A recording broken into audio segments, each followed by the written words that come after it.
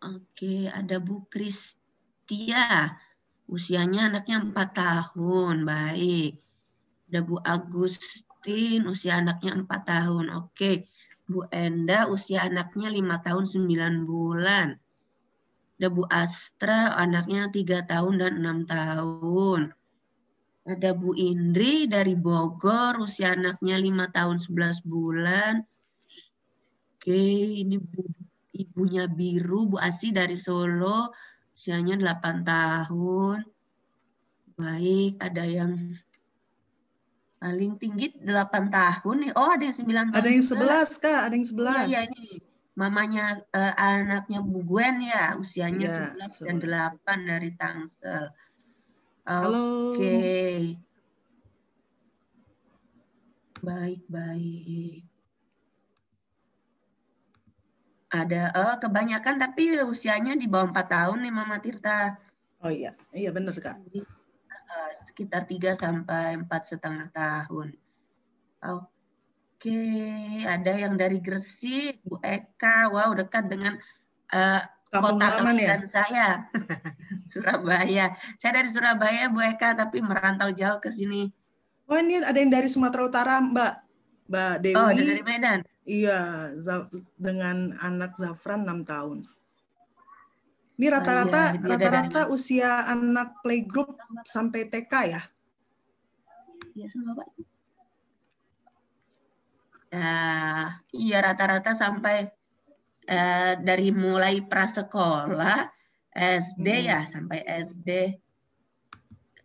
Oke, baik. Nah, ini saya mulai ya.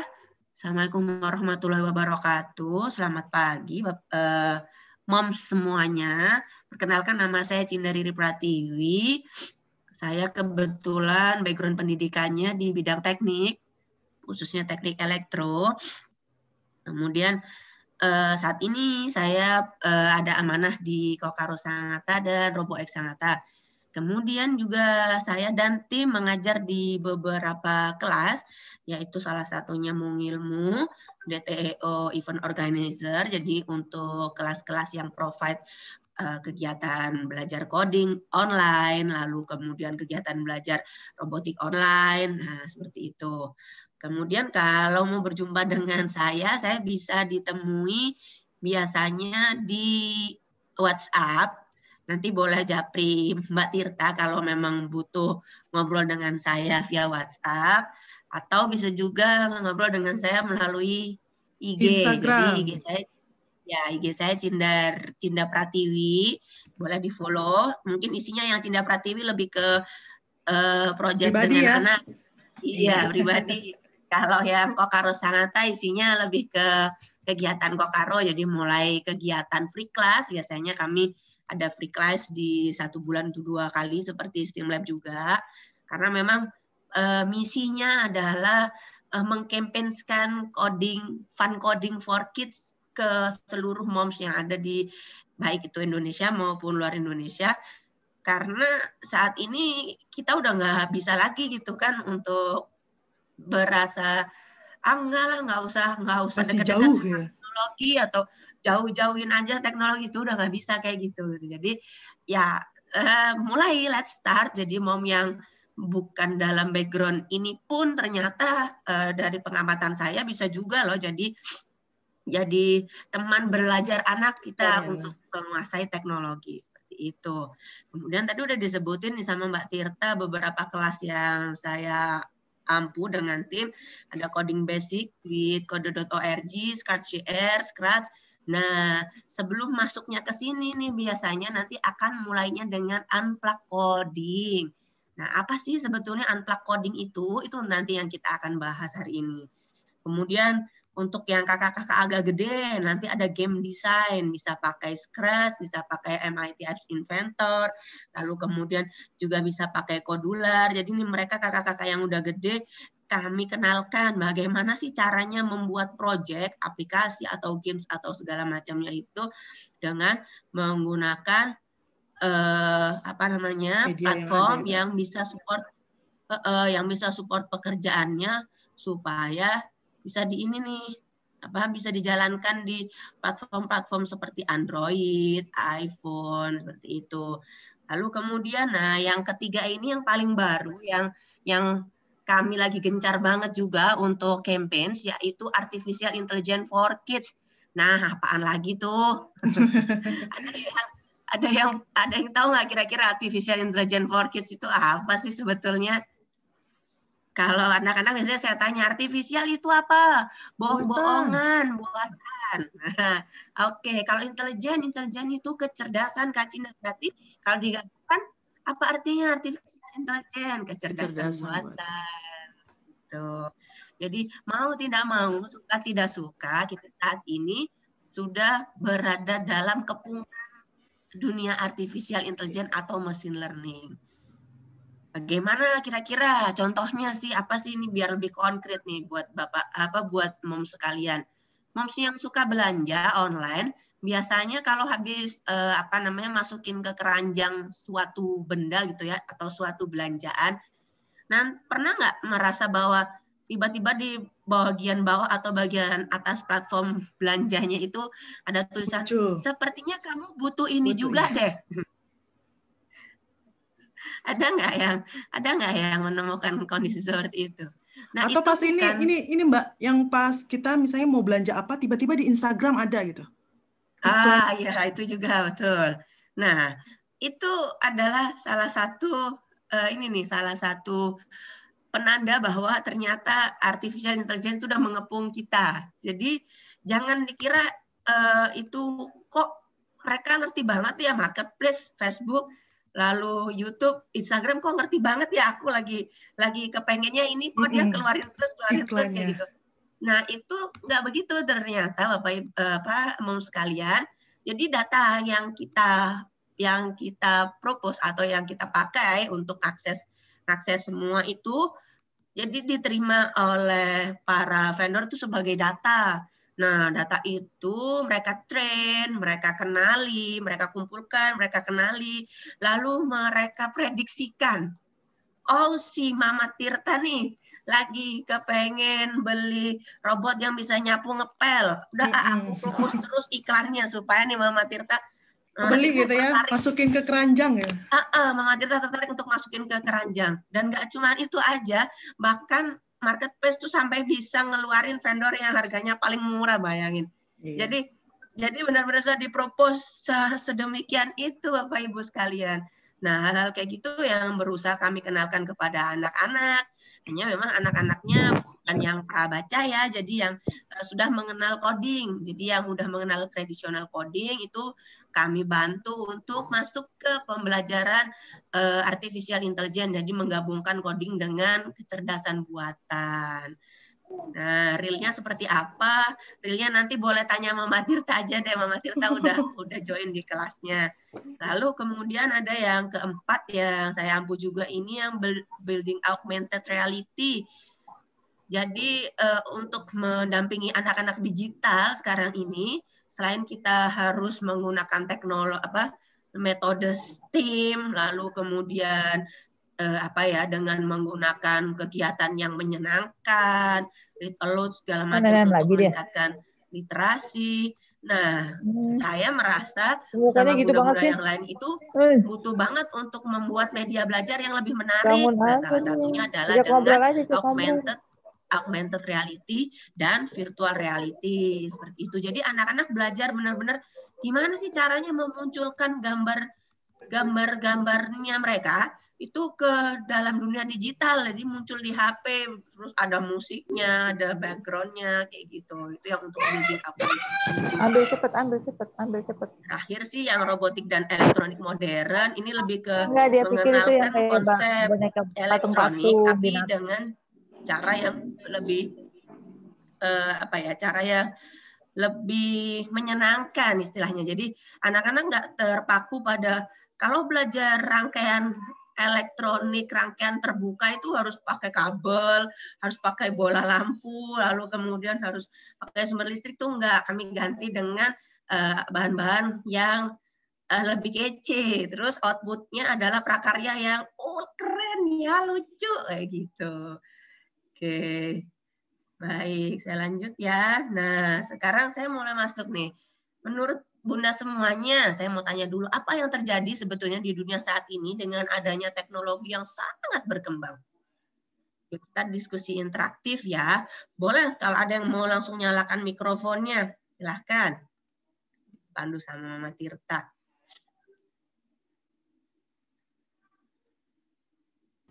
Terjadi disrupsi. Gimana, Bun? Banyak disrupsi. Oh, banyak. Ya, boleh, betul. Selanjutnya. Jadi ini bisa disebutin ya, nanti ada dampak positif dan negatifnya. Boleh mau explore yang mana? Kita diskusi santai aja dulu. Oke, menurut Bu Positifnya Dania nih. informasi semakin cepat. Informasi semakin cepat, semakin mudah didapatkan, semakin bikin bingung. Kadang-kadang kalau saya karena terlalu banyak undangan Zoom meeting, undangan kelas ini, kelas itu, akhirnya pernah saya satu hari memutuskan untuk udahlah handphone mau saya taruh aja, saya mau santai aja, nggak mau dikejar-kejar sama hal-hal kayak gitu. Betul banget. Bikin bingung, ya hidup jadi lebih mudah. Nah, kalau hidup jadi lebih mudah ini bener banget ya. Jadi saya yang tinggalnya di pedalaman, di pedalaman nih. Kalau saya boleh cerita, Sangatta itu kota di tengah-tengah hutan. Jadi buat masuk ke sini kalau dari Balikpapan itu sekitar 8 jam.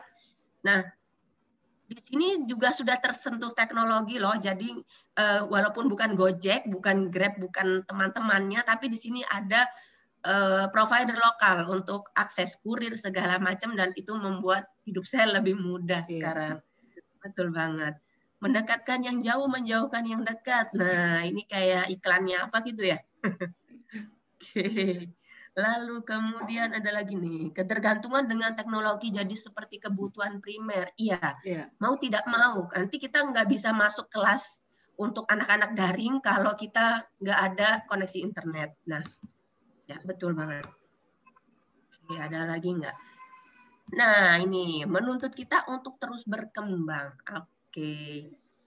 Baik, sekarang ya Bun, saya tunjukin ya Bun. Jadi teknologi itu berpengaruh apa sih sebetulnya?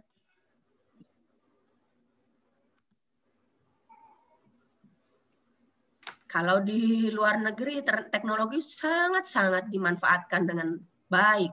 Salah satunya adalah meminimalkan jumlah sumber daya manusia untuk proses harvesting apple. Nah, nih, jadi robotnya sudah bisa mengenali apel mana yang harus dia petik. Apel mana yang harus dia petik? Oh, apel yang aku petik itu harus yang udah berwarna merah. Lalu besarnya nanti sekian. Nah, jadi kalau zaman dulu itu banyak orang Indonesia, zaman ibu saya kuliah S2 di Australia, itu banyak orang Indonesia yang jadi ini nyambi gitu ya. Jadi sekolah sambil jadi pemanen anggur, pemanen apel kayak gitu. Tapi sekarang udah nggak ada, udah berkurang nilainya karena sudah dibantu dengan robotik tadi itu. Kemudian ada nih robotic farming. Nah, jadi ke depan itu nanti yang akan membajak sawah. Bukan petani lagi ya Mbak? Kemudian yang akan nanam, yang akan menanam, lalu kemudian yang akan nyiram, nih terus menyusur area-area ini ada gulmanya atau tidak, kemudian ngecek, oh kira-kira ini waktu dipanen atau enggak, itu nanti sudah berganti, bukan lagi manusia. Nah ini dia lagi scanning nih, kalau di bahasanya artificial intelligence, anak-anak bilangnya mengumpulkan data gitu. Bahkan sampai dia bisa memotong ranting-ranting yang sekiranya nggak rapi.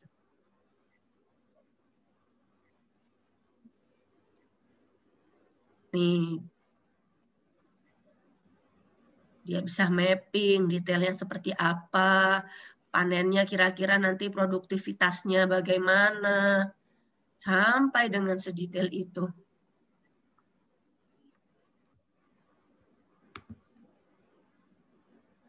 Oke, saya lanjut ya. Nah, lalu kemudian kalau biasanya di dunia pertukangan itu ini nih, kita biasanya untuk masang genteng ya atau masang plafon itu kan kita butuhnya bantuan 2 orang ya. Jadi ada satu yang megangin, satunya lagi yang bagian maku-maku pakunya gitu. Nah, sekarang udah enggak lagi karena udah ada robotic with arm ini. Nah, jadi satu orang dia bisa di-provide oleh si lengan arm robotnya ini untuk itu tadi untuk bantu nahan bebannya. Jadi si orangnya bakalan fokus untuk ngebornya atau bakalan fokus untuk maku malunya. Nah, si alatnya ini dia bakalan membantu untuk tangannya orang tersebut bisa fokus dan nggak jatuh kayak gitu. Berkurang lagi nih pekerjaan manusia ya. Nah, lalu kemudian yang paling kece menurut saya adalah sistem debat yang diciptakan sama IBM. Jadi sekarang orang luar negeri itu, orang-orang IBM, orang Cambridge segala macam, kalau latihan debat itu dia nggak sama orang. Jadi latihannya sama nih, sama kotak hitam ini. Bagaimana bisa kita berdebat dengan mereka dan ternyata si project debaternya ini lebih keren loh karena dia istilahnya ditrainingkan banyak banget informasi. Kayak gitu. Bayangin ya nanti kalau misalnya bisa berdebat dengan sebuah kotak hitam gitu. Atau sekarang mungkin ibu-ibu udah menggunakan nih yang seperti Google Speak ya.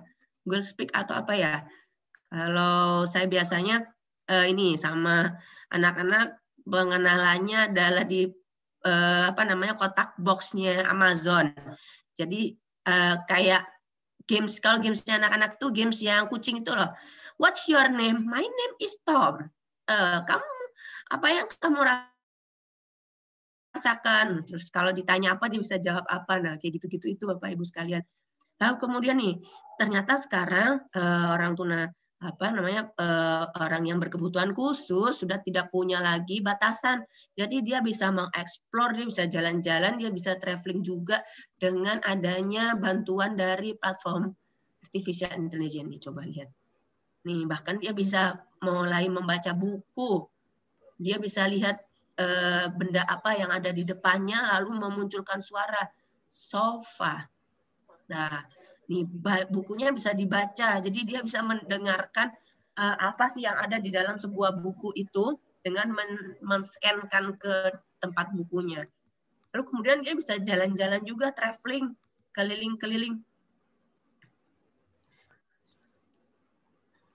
Nah, ini dia bisa masuk ke elevator, lalu kemudian nanti keluar di suatu wilayah tertentu, lalu kemudian dia mau lihat posisiku sekarang di mana sih.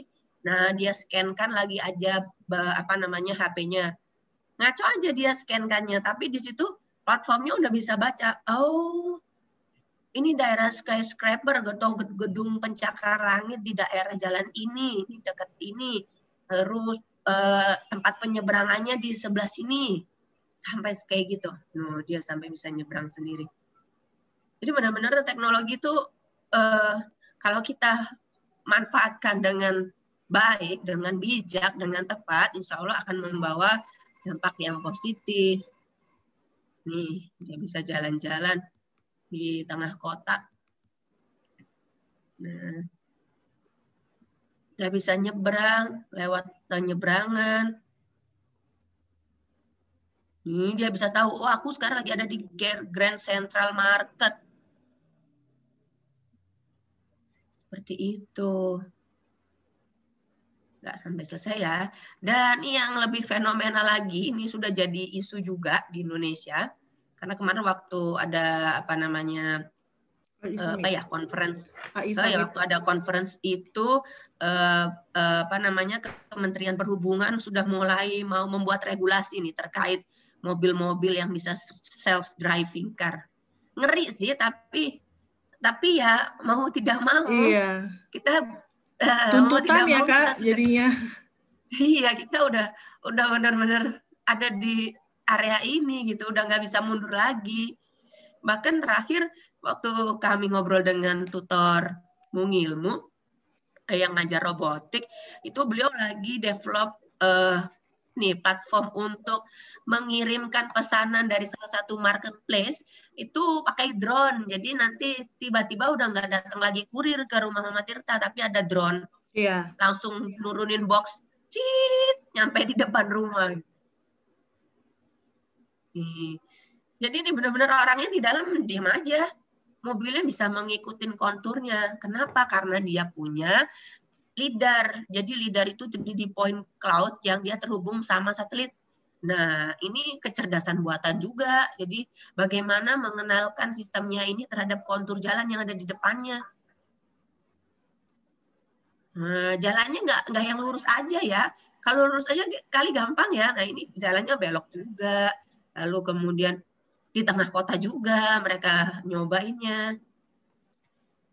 Nah, ke depan memang ini akan memudahkan sekali, tapi juga akan menimbulkan suatu permasalahan baru terkait regulasi. Dan ya mau tidak mau kita memang ada di era itu saat ini. Iya. Nah, pertanyaannya sekarang, bagaimana kondisi anak-anak kita saat ini dalam mengatasi perkembangan teknologi? Silahkan nih Bapak Ibu boleh sharing dulu nih bagaimana kondisinya anak-anak sekarang.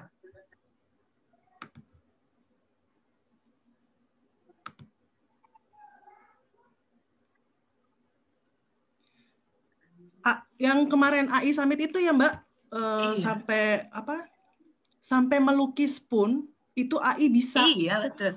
Padahal pelukisnya udah nggak ada gitu kan, udah lama tiada. Jadi AI-nya di training data lukisan si almarhum ngelukis itu, lalu kemudian nanti dia bisa bikin guratan-guratan yang itu mirip banget. Mirip, bahkan kalau nggak dikenalin ya, kalau misalkan orang yang nggak sadar gitu, oh ini karya sini gitu kan. Iya. Jadi benar-benar yang kayaknya semua bidang sekarang udah kena AI ya. Kemarin tuh saya tahun lalu tuh saya nonton serial Jepang.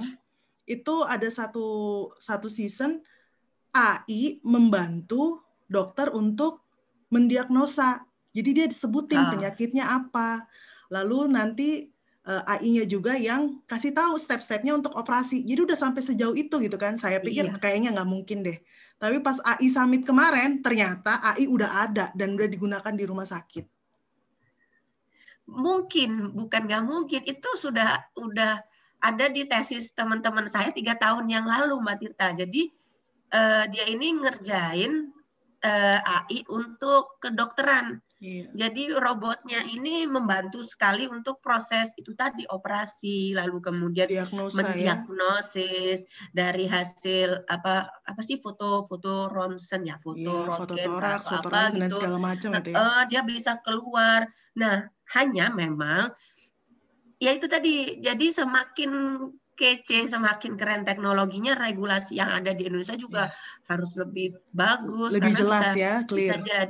Bisa jadi sebetulnya kan AI itu hanya sebuah, istilahnya gini ya, kita punya komputer tuh kosong, nggak usah diisi apa-apa, tapi begitu dia nggak bisa apa-apa. Tapi begitu kita masukin data macam-macam, karena dia kapasitasnya cukup gede gitu kan, lalu dia bisa mengingat karena dia ini adalah tools, jadi data yang dimasukin terus-menerus itu dikenali.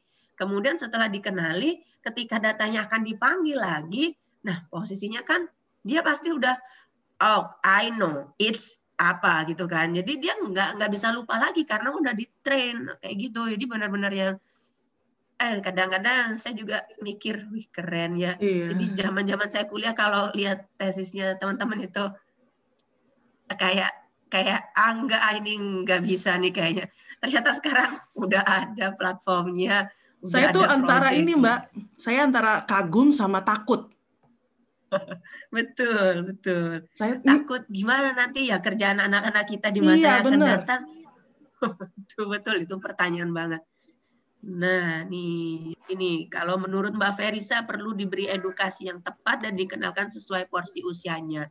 Jadi sudah tidak bisa dibatasi 100%. Ya, betul sekali Mbak Ferisa. Jadi edukasinya memang harus sesuai usia. Dan menurut saya memang teman terbaik anak-anak belajar teknologi itu adalah orang tuanya. Jadi kalau saya tutor kan saya cuma punya waktu misalnya untuk ngajar anak-anak itu maksimal satu anak 1 minggu itu cuma 2 jam ya. Tapi kalau orang tua kan orang tua ketemu tuh sama anak 7 kali 24 jam dan memang pendampingan orang tua ini menurut saya memang lebih berdampak gitu. Nih ada yang bilang juga jadi ketergantungan, betul. Jadi kayak, aduh kalau ketinggalan handphone itu sekarang jadi lebih ngeri daripada ketinggalan dompet karena di dalam handphone ada dompetnya dompet juga. Digital gitu, kan? Ya, dompet digital. Iya betul. Tapi ini saya tunggu nih ada yang jawab gini nggak? Nah, apakah cukup dengan mendekatkan anak-anak pada gadget, Bapak Ibu? Dan tadi ketergantungan ya, berarti kan pasti dengan adanya stimulan kasih gadget, kasih YouTube, lalu kemudian bukain platform. Apakah cukup dengan seperti ini kita bisa mendekatkan anak-anak pada teknologi? Menurut saya tidak. Ya, menurut saya tidak, sangat tidak cukup. Nah, kalau menurut kita tidak cukup, kira-kira kemampuan apa yang kita butuhkan untuk mengikuti perkembangan teknologi di abad 21 ini? Banyak di sini kayak yang banyak sekali di sini kayak yang Montessorian, terus ini ibu-ibu STEAM, ibu-ibu STREAM. Yang anaknya ikutan kelasnya Mbak Cinda juga ada ini orang tuanya. Oh, iya. Iya, kemarin saya nengok sedikit di grup. Wih, ada beberapa yang namanya saya catat coding mama siapa gitu. Nah, nih Bapak Ibu, kita sekarang ada di era ini.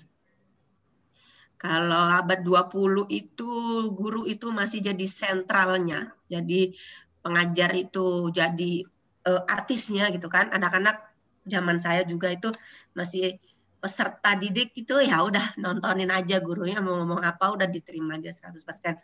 Kalau sekarang Bapak Ibu bisa lihat ya, jadi kondisi kelasnya aja mungkin udah beda nih. Di beberapa sekolah di sini di Sangatta, di tengah hutan itu beberapa kondisi kelasnya udah beda. Lalu kemudian metode belajarnya udah cukup berubah, jadi anak-anak biasanya sudah mulai bisa mengeksplor pemikirannya, lalu menyampaikan idenya, walaupun masih belum semua ya, tapi sudah dalam proses ke arah sini nih perbedaannya. Nah, lalu skill apa aja yang sangat-sangat dibutuhkan di abad 21? Nih, literasi Bapak Ibu yang pertama. Literasi itu skill membaca ya. Jadi seperti read aloud, lalu kemudian reading aloud, lalu kemudian apalagi banyak sekali mendongeng dan macam-macam. Kemudian yang nomor 2 adalah numerasi. Jadi metode numerik kalau zaman saya kuliah itu ada mata pelajaran metode numerik itu menumerikan semua hal yang tidak numerik jadi numerik gitu. Lalu kemudian ada scientific literacy, ICT literacy, financial literacy, kultur dan civic literacy. Ini banyak nih. Kemudian kalau di kompetensinya, ini kalau foundation literasinya tadi ya yang ada 6 ini. Kemudian kalau kompetensinya ada 4 nih. Critical thinking dan problem solving. Atau computation thinking. Nah, apaan lagi tuh critical thinking? Kalau kita lihat critical, apakah berpikir yang suka ngeritik? Bisa jadi. Awalnya anak suka ngeritik itu dia berarti punya critical thinking. Jadi jangan dibatasi. Kadang ada di kelas itu kadang saya sempat jengkel kalau ada anak yang nanya terus ngejar terus, ini gimana sih ini, aku nggak bisa sih kok teman-temanku bisa. Nah ternyata itu jadi cikal bakal bahwa dia punya semangat untuk berpikir kritis, lalu dia jadi lebih persisten. Iya, jadi ngejar banget sampai setelah kelas tuh saya diteleponin sama bundanya, ini gimana Kak, dia sendiri tapi yang ngomong, ini gimana Kak, saya udah coba loh, sudah ganti ininya jadi begini. Aku pikir, oh bagus nih, keren. Maksudnya bundanya support juga, sehingga dia jadi anak yang persisten. Dan begitu jadi proyeknya, waktu itu coding ya, ini saya ngobrol tentang coding, dan begitu jadi proyeknya dia kayak puas gitu kan. Aku kerjakan sendiri loh, ini Kak Cinda berdasarkan saran-saran yang Kak Cinda kasih, jadinya bisa seperti ini. Ya betul, bagus. Jadi hal itu yang mulanya dari kompetensi ini aja, critical thinking dan problem solving. Lalu kemudian yang kedua nih, creativity. Kalau zaman kita Mbak Tirta ya, kalau mau creativity itu kan biasanya identik dengan ambil kertas, terus ambil cat, ambil apa gitu ya, menggambar gitu kan, atau terus nulis cerita. Suatu hari aku pergi ke pedesaan bersama ayah bundaku melihat 2 gunung gitu kan. Terus kalau creativity zaman saya, karena saya memang termasuk yang nggak bisa ngegambar itu, kalau gambar pedesaan itu udah pasti yang pakai platform ini nih, cetakan segitiga 2 jejer, gunung gitu. ada jalanannya, ada jalan, sawah, kotak-kotak sawah dicentang-centang gitu. Nah, itu saya. Zaman sekarang di 21 century. Zaman sekarang di zaman 21 ini creativity itu udah luas banget. Jadi udah nggak terbatas di kertas. Bahkan platform-platform belajarnya anak-anak coding itu memang menunjang kreativitinya mereka. Gratis. Dan gratis ya, Mbak. Lalu kemudian communication. Nih, communication ini skill, kompetensi yang wajib hukumnya. Mau anak itu sekolah, mau anak itu sekolah di rumah, mau anak itu apapun bentuk pembelajaran yang dipilih oleh ayah bundanya, komunikasi ini jadi suatu hal yang penting. Sampai dengan yang ke-10 nih, di kompetensi itu ada kolaborasi. Nah, kenapa sih kok sekarang anak itu harus dikenalkan kolaborasi? Karena nggak mungkin kan kita itu bakalan jadi yang paling kayak mega power gitu. Jadi kayak aku nih bisa matematika, bisa juga bahasa Inggris, ya mungkin ada yang bakal kayak gitu. Tapi saat ini kan kita memang membawa anak-anak kita kepada pemahaman, kalau kamu fokus di satu titik mempelajari hal tertentu aja, kamu bisa jadi expert di situ. Nah, ketika kamu jadi expert, kamu butuh orang lain untuk menyelesaikan problematika yang kamu kuasai. Kamu bisa mengajak mereka diskusi dan berkolaborasi di situ sebetulnya. Bahkan coding pun. Ini kan kalau kenapa Mbak Tirta? Kalau di pandemik ini di pandemik ini terbatas ya Mbak, kolaborasi dengan teman-temannya. Pilihannya anak-anak berkolaborasi dengan orang tua. Iya, betul. Nah, sebetulnya tidak terbatas. Kalau dengan platform-platform yang ada, communication dan kolaborasi ini masih bisa berjalan. Dengan platform-platform yang diciptakan MIT itu, mereka bisa berkolaborasi. Contohnya dengan apa? Misalnya nih, si Aran bikin project coding. Aku bikin project tentang game snake. Jadi ular yang makan ini. Udah selesai desainnya dia. Nanti kolaborasi dengan temennya lagi ya? Yang betul di remix istilahnya. Yang temennya ini dia bisa gambar. Jadi ularnya nanti lebih keren karena digambar sendiri, terus backdropnya, rintangannya segala macam itu diedit sama dia. Tapi codingnya atau pola pemikirannya masih pakai punya Aran gitu kan. Dan di situ punya Aran pun ini dia dikenali. Oh, karya orisinilnya ini dari si Aran gitu. Terus mereka bisa komunikasi di situ. Saya lihat ya di beberapa classroom yang ada itu, saya pantau aja anak-anak itu ngobrol kadang-kadang, tapi memang perlu didampingi karena kadang jujur banget. Jadi kadang bisa muncul karya gitu aja bangga gitu. Nah, ini nih kadang peran orang tua nih yang harus mendampingi di situ. Orang cuma gitu aja bangga, nih punya aku lebih keren, terus nanti dia kasih linknya. Tuh kadang yang kayak kamu yang hebat di WA ya. Grup ya Mbak. WA Grup kemarin ada yang bingung kodenya apa, terus ada temennya yang ngasih tahu pakai ini aja gitu kan. Saya yang bacain, wah keren banget gitu, seumuran mereka. Mereka bisa berdiskusi, bisa kasih masukan ke teman yang lain gitu kan. Iya, betul begitu. Jadi komunikasi dan kolaborasinya itu kerasa banget gitu kan. Saya sampai wah hebat nih anak-anak nih, udah bisa lah istilahnya, kalau dilepas tuh udah bisa lah, mereka udah punya lainnya buat tetap jalan. Nah, lalu kemudian nih yang karakter quality-nya ada curiosity, inisiatif, persisten, ada adaptability, leadership, social dan cultural awareness. Nih, kompetensi dan karakter kualitasnya ini ada banget di belajar coding, Mbak Tirta. Nah, untuk skill yang ada di 2025 nanti Bapak Ibu bisa baca sendiri ya, bisa dianalisa sendiri juga.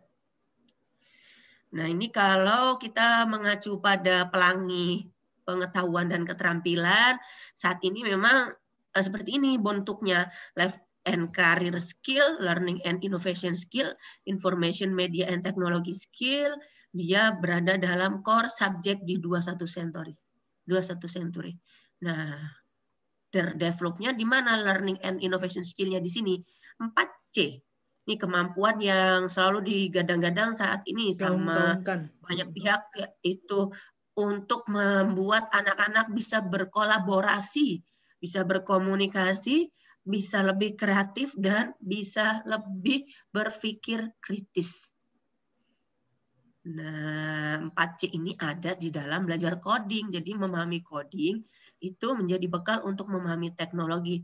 Jadi menurut Uncle Cook ya, Uncle Tim Cook, nih CEO Apple ya, coding itu the best foreign language yang murid tuh harus belajar.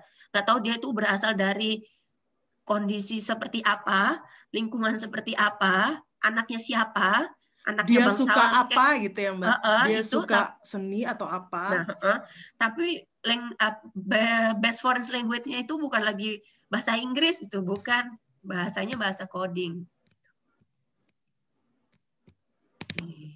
Kalau menurut saya bermain coding, jadi yang fun ya, coding yang fun ya Bapak Ibu, karena coding itu identik dengan sesuatu yang ngeri gitu. Zaman saya kuliah memang saya ketemunya coding itu nggak ada blok-bloknya, nggak ada warna-warninya, nggak ada lucu-lucunya.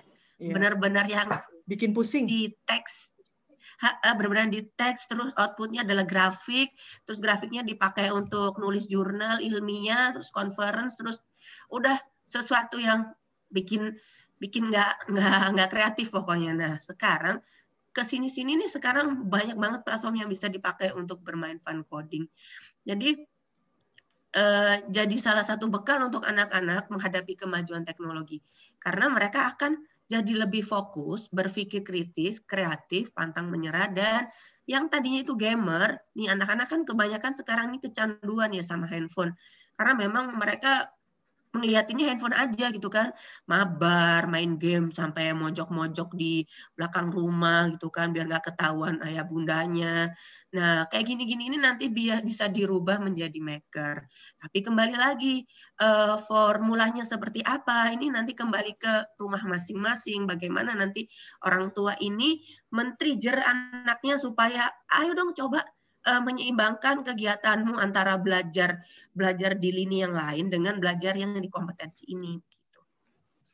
Nah, satu lagi nih Profesor Harvard, asisten profesor dari Harvard, Miss Karen Brandt, dia bilang, I believe that learning how to code, learn how to program a computer, and essentially how to create should be for all kids and not just for some kids. Nah, ini sama aja nih sama omongannya si Pak Tim Cook. Jadi yang perlu belajar coding itu ya nggak tahu, nggak harus siapa dia atau anak seperti apa, mereka harus belajar. Ini manfaat belajar codingnya. Saya tadi udah paparkan beberapa ya skill yang ada, kompetensi yang dibutuhkan di abad 21. Nah, ini ada di sini computation and critical thinking, creativity and persistence, problem solving skill, courage to try new things, math skill, bahkan math skill pun masuk ke dalam belajar coding. Karena kalau mereka mau bikin percakapan, tuh mereka menghitung dulu. Jadi ada sequence-nya. Misalnya si A di tokohnya itu mau ngomong, halo, selamat pagi, namaku si ini. Temannya akan jawab kan. Jadi temannya harus dikasih waktu tunda 2 detik. Kayak gitu. Nah, anak-anak ternyata, anak-anak prasekolah ternyata waktu, bukan prasekolah, pramembaca ya, masih belajar baca. Waktu saya bilang, kalau ini 2, terus kemudian di sini dia mau ngomong, di sini dijeda 2 detik, kira-kira kamu butuh dijeda berapa detik? Lebih dari 2. Saya kaget waktu itu. Oh, ternyata ngerti juga dia ya kalau harus dikasih jedanya itu lebih dari 2. Oke, coba kamu tulis kasih jeda 3. Nah, coba dilanjutin. Akhirnya dia tahu, oh dari sini 2 ditambah 2 lagi, berarti balik ke sebelah sininya butuhnya 4. Kayak gitu. Ini math skill-nya main nih di sini, mulai main. Nanti kalau dia mulai masuk ke bikin desain game atau project yang lain, itu mulai masuk yang lebih rumit, ada lebih dari, kurang dari, lalu kemudian mengenal sumbu X dan Y, nah kayak gitu-gitu itu masuk ke dalam sini tanpa sadar. Sinus kosinus juga, Kak. Iya betul, sinus kosinus juga. Jadi tanpa sadar itu mereka paham kalau X itu adalah sumbu yang mendatar. Kemudian kalau Y itu adalah sumbu yang vertikal. Lalu kemudian kalau misalkan ke atas itu positif, kalau ke bawah berarti apa? Negatif. Iya benar. Coba kalau kalian kasih. Dan real cara belajarnya seperti itu. Nah, lalu kemudian ada collaboration, communication skill, dan processing skill. Jadi banyak. Tapi skill ini tidak bisa langsung dirasakan ketika sekali habis ikut kelas coding atau sekali main unplug coding, tiba-tiba langsung keren semuanya. Nggak bisa. Semua berproses. Jadi untuk bisa sampai di titik ini, mungkin Bapak Ibu perlu memberikan kurikulum sendiri kepada anak. Ya coba dia observasi 6 bulan lah paling nggak. Apakah ada minat anaknya di situ? Yang pertama, kalau anaknya punya minat di situ boleh dilanjutkan di stimulan dengan metode A, metode B, metode C, ikutkan program yang ini, yang itu, seperti itu. Oke. Nah, apa itu coding? Ini pertanyaannya dari tadi nih Kak Cina ngomong coding. Apa itu coding? Oke. Apa itu coding, Bapak Ibu sekalian? Boleh di chat room. Ini udah mulai ada pertanyaan nih, umur berapa sudah perlu kenalkan coding? Dari mana mulai mengenalkan coding? Nah, coding itu program. Oke, programnya seperti apa?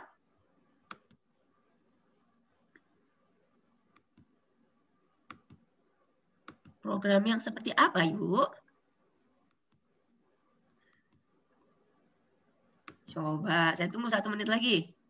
Kode instruksi, memerintahkan komputer. Nah, ya, memerintahkan komputer, bahasa, olah. Bahasa program. Oke. Nah, bahasa program untuk menginstruksikan siapa?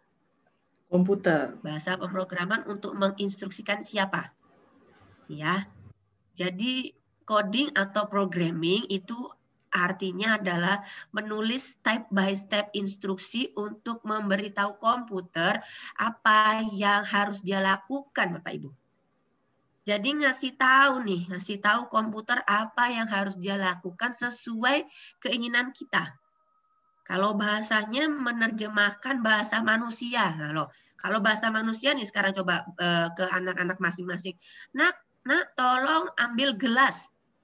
Mereka kan pasti langsung menuju ke tempat persediaan gelas. Ada di dapur biasanya ya. Kalau kita mau suruh komputer, misalnya mau suruh komputer untuk buka Microsoft Word, apakah bisa? Buka Microsoft Word. Enggak kan? Kita harus melakukan sebuah perintah. Kalau zaman dulu pakai laptop yang DOS itu kita harus buka CMD dulu, habis itu open Word-nya atau open note gitu kan.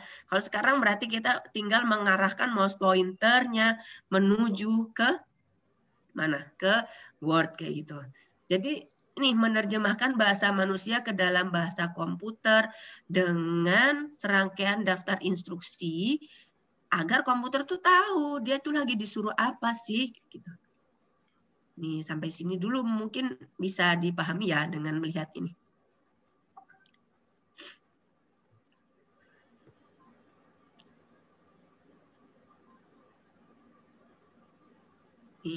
Suaranya nggak perlu saya keluarkan ya.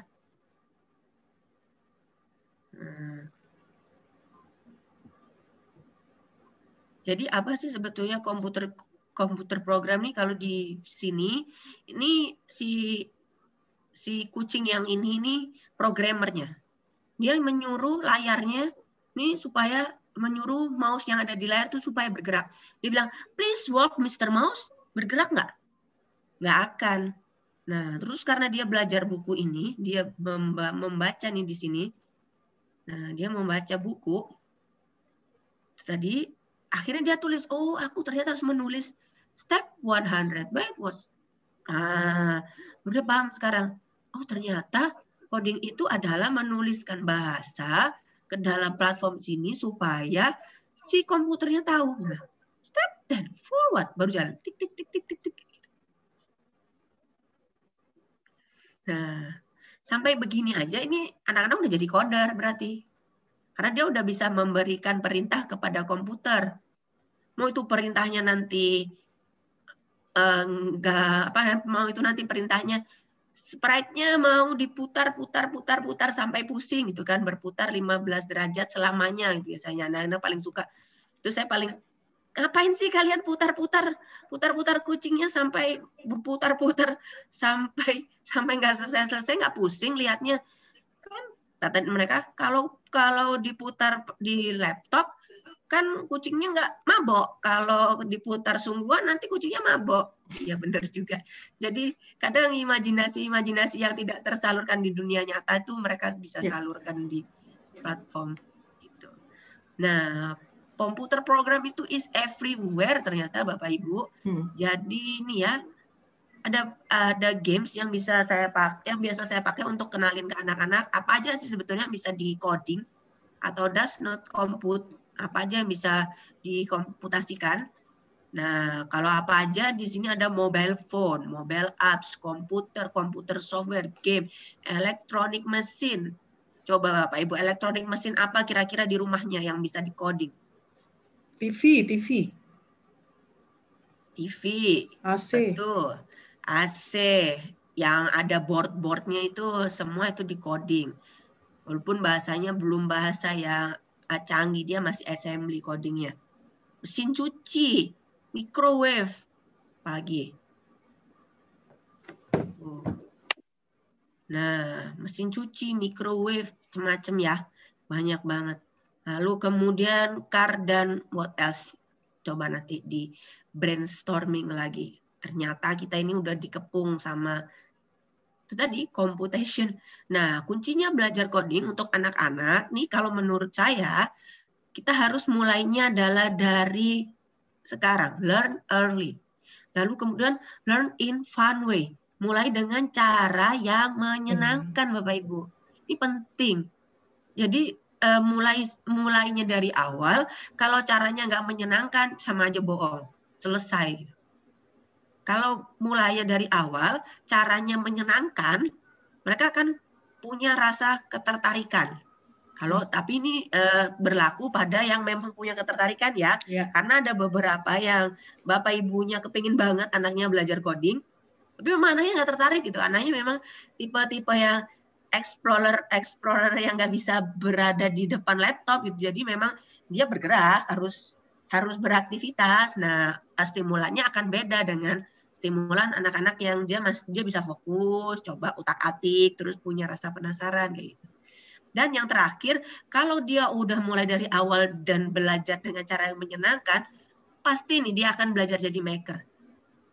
Pasti, karena mereka akan menghasilkan sebuah karya.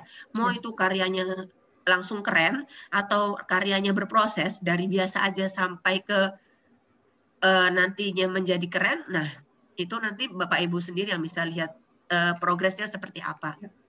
Nah, untuk anak-anak prasekolah, ini tadi pertanyaannya, dari kapan sih sebetulnya coding itu bisa diajarin? Ini saya jawab kalau untuk yang coding dengan plug coding, jadi codingnya dengan device, ini Bapak Ibu bisa pakai kode.org di platform gratis untuk mengenalkan anak-anak tentang computation thinking dan coding. Jadi ada kursus satu ini untuk para sekolah, untuk yang belum bisa membaca. Karena dia nggak ada di sini bacaan-bacaan yang ribet-ribet itu nggak ada. Jadi dia isinya adalah gimana sih ngajarin anak-anak pemanasan pakai sensori motoriknya, jadi kayak ngeklik, mau pakai mouse, ngedrag, ada gambar, misalnya ada gambar itu 2 gini ya, terus dipisahkan, coba gabungkan 2 gambar menjadi 1. Nah, nanti dia belajar drag. Karena kalau nggak mulai dari sini, biasanya begitu begitu umur 7 tahun masuk di platform yang lebih sulit, itu dia kesusahan biasanya untuk ngelepas blok, gabungkan blok. Nih, nanti bisa diklik di sini, ini interaktif, PPT-nya bakal di-share sama Mbak Tirta. Nanti Bapak Ibu bisa coba untuk anak prasekolah yang usianya 4 tahun sampai dengan 6 tahun bisa pakai kursus 1. Itu ya. Ada sertifikatnya, nanti bisa di-download ya Bapak Ibu? Iya, betul. Sertifikatnya tergenerate sendiri ketika udah selesai program. Nanti di akhir suruh inputin nama, nah Bapak Ibu bisa download sertifikatnya. Oh, anak saya udah lewat di sini. Tapi saran saya, Ibu Bapak jangan menggegas. Jadi biarkan anaknya berproses. Yes. Terus jangan maksa. Harus habis 1 tuh, harus 2. Habis itu harus 3. Jangan. Biar aja. Dia boleh kok ngeklik mana aja. Nanti kalau mereka kesusahan, dia pasti akan balik ke yang paling atas. Karena memang dasarnya adalah dari atas ke bawah. Gitu. Nanti jadinya belajarnya nggak jadi have fun kalau Bapak sama Ibunya, ini dulu, pokoknya yang ini dulu. Nggak jadi. Selesai udah belajarnya. Gitu. Ini yang untuk prasekolah. Lalu kemudian yang untuk kelas 2 sampai kelas 5. Nah, ini bisa di jalur 2. Ini mulai agak sedikit rumit karena nanti Bapak Ibu akan ketemu dengan beberapa puzzle maze gitu ya. Harus menjalankan si tokohnya ini menyelesaikan misi apa kayak gitu. Nah, mulai masuk critical thinking, computation thinking-nya, tapi caranya masih kayak main-main. Nggak apa-apa, memang begitu cara masuknya. Tapi dari mereka belajar menggunakan critical thinking dan computation thinking ini, nanti akan memudahkan dia ketika dia mulai masuk untuk jadi game designer atau platform designer gitu. Yang untuk kakak-kakak agak besar, udah ada kelas 4 sampai kelas 6. Jadi bertahap itu bisa dilatih sendiri di rumah. Nah, platformnya tetap di kode.org. Atau kalau yang aku nggak punya waktu deh ngajarin anakku pakai kurikulum ini karena butuhnya waktu lama ya, misalnya 6 bulan gitu. Bisa pakai course yang 1 hour code. Jadi 1 jam aja belajar codingnya. Nanti dia langsung keluar juga sertifikatnya. Nah, sertifikat 1 hour of code-nya itu langsung langsung keluar setelah misinya tercapai. Jadi kalau misinya udah selesai, baru sertifikatnya bisa di-generate. Ini nanti silakan dibuka chatroomnya ya. Saya juga sambil ngasih linknya yang tadi Kak Cinda omongin. Nah, apakah bermain coding itu harus menggunakan device? Ini pertanyaan yang sering muncul. Karena saya belum mengenalkan anak saya loh Bu untuk untuk pakai komputer, atau saya masih takut nih mau ngenalin anak saya untuk pakai HP atau komputer karena takutnya nanti kecanduan. Nah, nih pertanyaannya biasanya seperti ini. Apakah bermain coding itu harus menggunakan device? Ternyata enggak. Ini yang disebut sebagai unplugged coding. Jadi belajar coding tanpa menggunakan device. Nah, yang pojok sebelah kiri ini Bu, ini namanya adalah feeding mouse. Jadi ngasih makan tikus. Nih, di sini ada tikusnya nanti. Tikus yang akan dijalankan sebagai robot, as a robot. Sini. Kemudian si anak yang ada di sini ini dia as a programmernya, codernya. Nah, nanti Bapak Ibu bisa bikin lintasannya ini dari apapun itu. Mau pakai, ini kan pakai kartu ya. Ada yang biasanya pakai puzzle atau mau langsung di keramik tuh dikasih kotak-kotak, itu bisa juga. Nah, nanti si coder ini akan membantu robotnya untuk mendapatkan snack. Nih di sini ada snack. Nanti snacknya yang makan juga anak-anak juga kayak gitu. Nah, ini salah satu cara belajar unplugged coding Bapak Ibu. Jadi dia akan mengenal ini, tanda ini, maju, mundur, ke kanan, dan ke kiri. Nih. Jadi ini instruksinya. Kan tadi coding itu merubah bahasa manusia ke dalam bahasa komputer. Nah, jadi kalau bahasa manusianya tikus ambil kue mari. Nah, kan nggak bisa kayak gitu kalau di program. Nah, kita ganti. Jadi berarti dia maju, maju, maju, hadap ke kiri, maju, maju, maju. Baru dapat. Gitu. Tuh ya.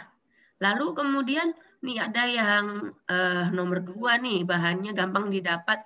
Kalau di Kalimantan sini, kalau mau beli telur itu harus sama piring-piringnya juga. Nah, jadi saya punya koleksi piring nih di sini banyak. Ini bisa dipakai juga untuk lintasan bermainnya. Jadi misalnya ada sprite-nya atau ikonnya ditaruh di sini. Kemudian misinya hari ini adalah, Al-Fatih, ayo coba ambil telur yang warnanya biru gitu. Karena anak saya masih 2 tahun ya. Jadi dia lagi belajar, memang lagi belajar coloring. Nah, saya kasih begini terus dia lihat. Nah, contohnya begini, ini maju, hadap ke kanan, maju, hadap ke kiri, dapat yang warna biru. Lalu kemudian gimana kalau mau ambil yang warna hijau? Nah, berarti dia harus hadap ke kanan dulu, maju, hadap ke kanan lagi, maju, hadap ke kiri, maju, hadap ke kanan, maju. Nah, ini agak susah. Karena misalnya anak saya masih yang lintasan lurus, kalau hadap kan, dia tahu sih kanan dan kiri, tapi kalau dengan menggunakan icon kecil-kecil gini, dia masih susah. Jadi biasanya dia sendiri yang, ayo hadap kanan, nanti dia ke kanan. Hadap kiri mana? Nanti dia ke kiri. Nah, kayak gitu. Lalu kemudian kalau di di luar, belajar unplug-nya ini ada device-nya namanya Bibot, Bapak Ibu. Tapi Bibot ini bisa digantikan juga dengan kayak misalkan prototipe soccer robot yang pakai remote, atau di rumah punya mobil remote yang bisa digerakkan maju, mundur, ke kanan, ke kiri. Nah, itu bisa juga nih untuk belajar coloring. Nah, untuk belajar apa aja yang bisa dimasukkan dengan unplug coding ini banyak. Jadi nggak cuma warna, alfabet pun bisa, matematika bisa, mengenal huruf bisa. Kalau mau belajar metamorfosis kupu-kupu atau metamorfosis hewan pun itu bisa gitu. Jadi konsepnya bisa diadopt di berbagai macam kegiatan. Kalau zaman kita pramuka dulu ini ya Kak, sandi Morse ya? Iya, betul. Merubah gerakan-gerakan itu ke dalam suatu kata gitu kan. Iya. Ya, betul. Nah, ini maksud saya kalau mau cari-cari printable nih. Ini untuk yang belajar rute. Jadi ini dulu aja untuk anak-anak yang umur 3-4 tahun. Merubah bahasa manusia ke dalam bahasa komputer dengan pakai anak panah, maju, mundur, hadap ke kanan, hadap ke kiri. Nah, ini dia bisa, ayo adek sekarang jalanin coba gimana supaya si ulat nih bisa jadi kupu-kupu. Dia harus lewat mana? Oh, maju, hadap ke kiri, maju, hadap ke kanan, maju. Kayak gitu Bapak Ibu sekalian. Oke, coba sekarang saya tebakin ya. Kalau yang ini, mana yang benar perintahnya? Fruit-nya mendapatkan fruit. Jadi bagaimana supaya fruit mendapatkan fruit? Mendapatkan fruit. Atas. Nah, ini ada ke kanan, ada ke kiri, ada ke atas, ada ke bawah. Nah, kan dia ke sini. Nah, ini yang course-nya kode.org tadi, itu yang course 1, dia seperti ini aja. Jadi nanti verb-nya di sini. Gimana supaya verb dapat apel? Berarti baik. Lalu kemudian nih, selanjutnya nih coba yang ini agak sedikit rumit. Ada kotak yang warnanya hitam, ini diasumsikan sebagai garis yang gini-gini.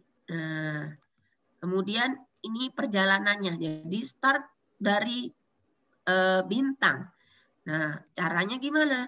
Jadi start dari bintang itu diasumsikan sebagai garis begini. Kalau ada warna hitam, itu dia diisi sebagai icon seperti ini. Nah, maka di sini Bapak Ibu bisa lihat nih di sini.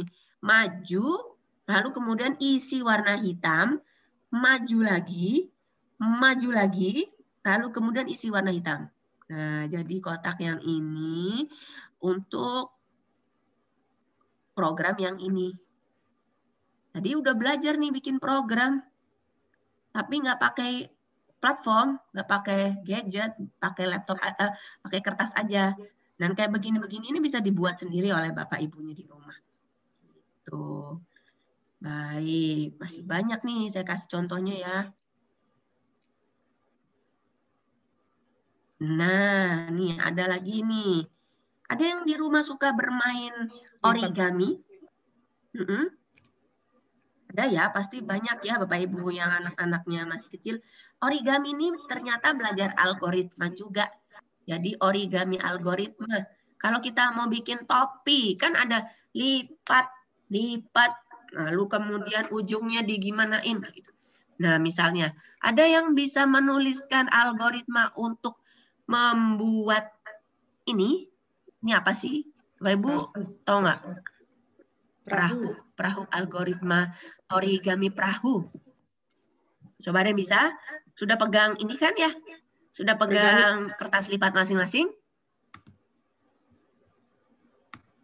Coba, silakan diambil kertas lipatnya masing-masing. Iya, saya ini ya, nanti saya spotlight ya. Ada yang bersedia? Mbak Isna nih, ada yang bersedia nih. Memperagakan jadi programmer bikin origami perahu. Warnanya bebas ya? Bebas. Warnanya bebas. Oke. Oh, Mbak Yeni ya? Kenapa? Mbak Yeni ya?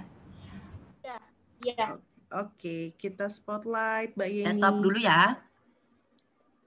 Nah, sambil dijelaskan Bu, mula-mula.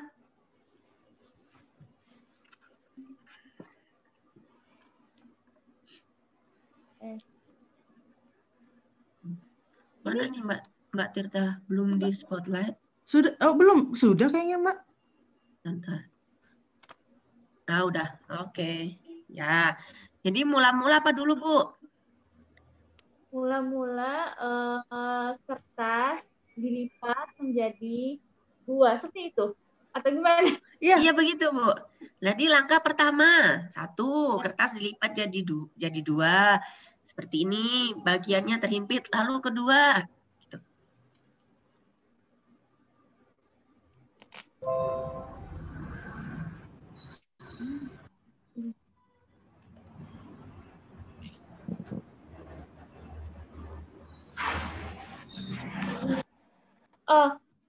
Mbak, teman yang lain dulu, soalnya anak saya masih minta yang lain. Ya boleh. Yang lain ikut bikin, karena nanti bisa jadi algoritmanya nggak sama loh. Dari Hasil satu akhirnya. orang yang lain. Iya. Kalau saya, biasanya saya lipat 2. Terus bagian ujung sama ujungnya dilipat jadi segitiga. Kayak gitu. Lalu kemudian kita lipat lagi bagian atasnya supaya terlipat. Ada yang bersedia, Mam? Mama Nia nih. Mama Nia mau? Boleh, itu Mama Nia kayaknya udah mulai. Boleh, Mam Nia? Pertama dilipit 2 dulu. Kemudian lipit 2 lagi. Setelah itu ambil, pegang ujungnya, dilipit ke sisi tengah. Setelahnya lagi tarik, pegang ujungnya, dilipit lagi ke sisi tengah. Seperti ini. Ya. Kemudian sisa bawahnya dilipit ke sini. Seperti begini. Kemudian bagian belakangnya juga dilipit lagi. Iya, betul. Setelah itu kita ambil tengah di sini, ditarik ke atas.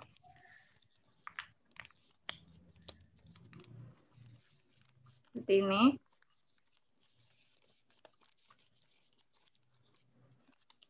Ke atas lagi, lepit ke atas maksudnya.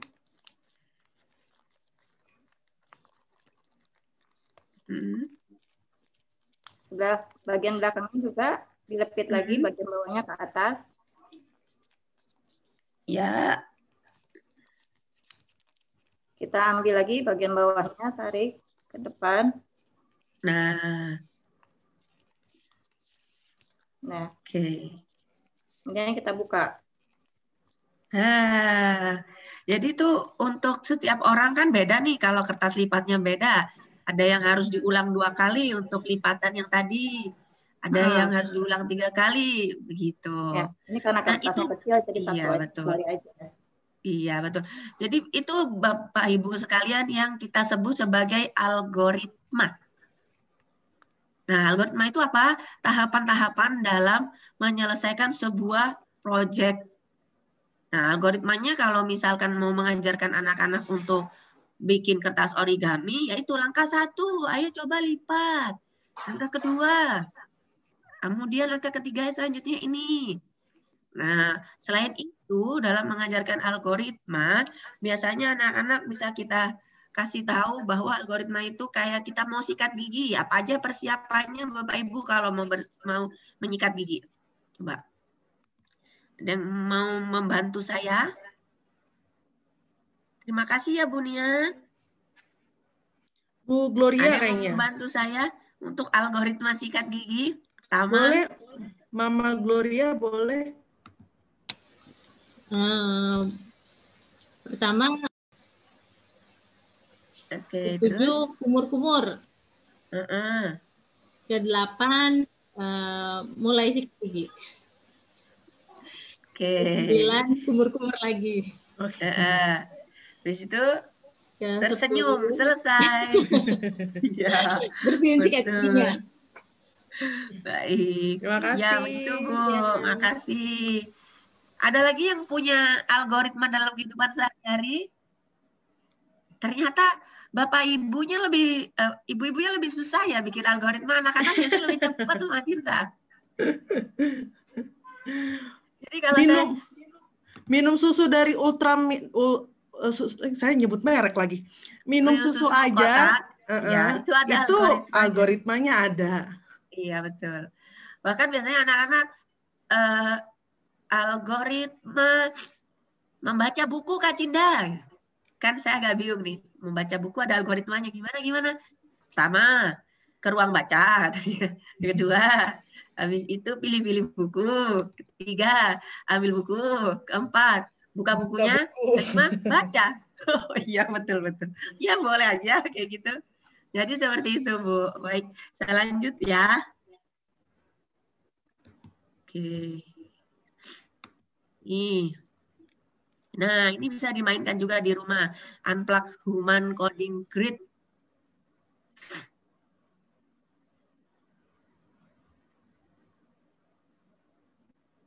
Jadi bisa dibikin kartu-kartu mulainya dari sini, berakhirnya di sini. Ini ada obstacle. Nah, lalu nanti ada satu yang bertindak sebagai robotnya, satu yang bertindak sebagai programmernya. Nah, itu yang kuning nih, robotnya nih. Ini kakak yang di bawah, ini dia programmernya. Jadi dia bikin nih perintahnya di sini. Nah, jalankan. Ayo sekarang kita tes programnya benar atau tidak.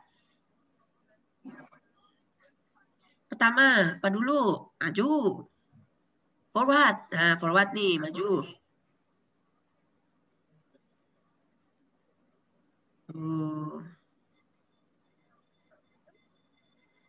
Nah, tuh. Waktu dicoba programnya, nah dia akan mulai dengan forward. Nah, maju. Maju. Hadap ke mana tuh? Kanan, maju. Maju. Nah, hadap ke kiri. Nah. Begitu, karena ini nih ada obstacle nih di sini nih. Lalu endingnya di mana? Nah, dia bikin endingnya di pojok sebelah mana? Nih. Sore, berarti programmernya berhasil membuat. Jadi programmernya berhasil nih. Berhasil membuat rute. Bisa juga nggak berhasil Bapak Ibu. Nggak apa-apa kalau nggak berhasil, ya berarti kita ulang lagi. Seperti itu. Ini mainan sederhana nih untuk belajar computation thinking, bisa dipakai di rumah. Medianya apa aja bebas, puzzle kayak mau pakai grid-grid kayak itu juga boleh. Kalau anaknya udah agak gede, 7-8 tahun, ini saya punya nih printable-nya. Nanti saya kasih untuk yang apa nih Mama Tirta? Kasih printable-nya untuk apa nih? Yang hadir hari ini aja, Kak. Boleh. Oh, boleh. Nanti dikasih ya untuk printable Kodi Robi. Jadi ini dia bisa di-print sendiri, kemudian dibikin sendiri mainannya. Jadi digunting nanti lintasannya, digunting kotak-kotaknya, kemudian digunting Kodi Robinya. Nah, terus cara bermainnya saya hapus dulu.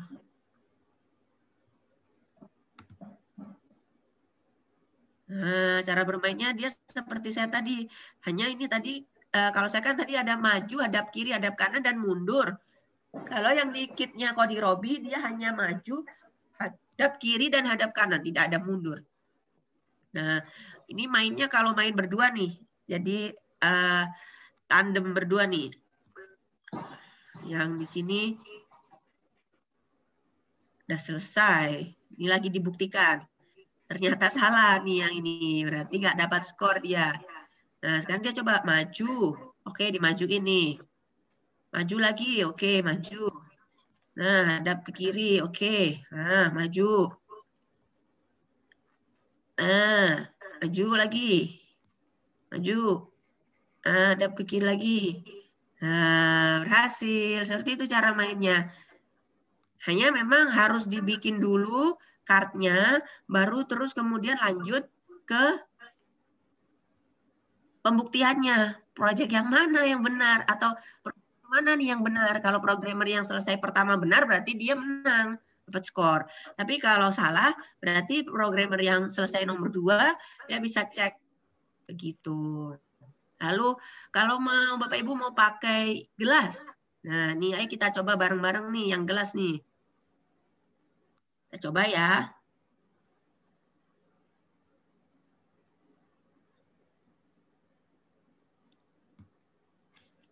Bentar, saya hapus dulu.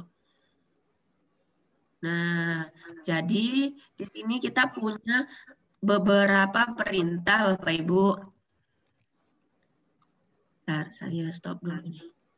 Jadi ada begini, kalau di gelas, ini kita punya kodenya adalah angkat gelas, lalu kemudian maju ke kanan, maju ke kiri, mundur ke kiri, terus putar ke kanan 90 derajat, putar ke kiri 90 derajat.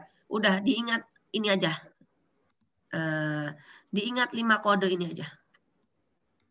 Jadi angkat gelas, lalu kemudian geser ke kanan. Ini geser ke kanan berarti maju ya. Kalau ke kiri berarti dia mundur. Kemudian diputar ke kanan 90 derajat sama putar ke kiri 90 derajat. Gitu. Mana cara bermainnya? Nih di sini. Perhatikan bersama-sama.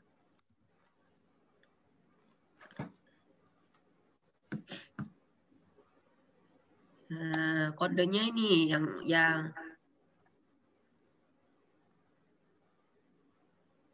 Nah, ini berarti ini kodenya maju, angkat ya. Yuk kita coba yuk. Kita coba yuk translate-kan ini. Udah paham belum?